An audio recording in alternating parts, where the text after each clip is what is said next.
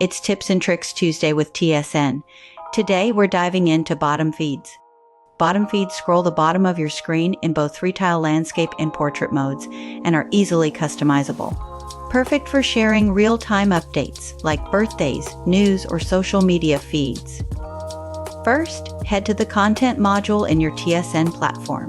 Select the bottom tab to see all content assigned to the bottom tile.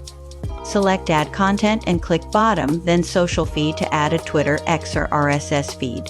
Add groups, name your feed, paste the link, and edit screens. Then click Done. To add a feed from a document or spreadsheet, download it as a doc or XLS file. Select Add Content, Bottom, then Simple Text. In the dialog box, click Upload Text File and attach the file. Add to Screens, then click Done. Easy, right? Tune in next week for more.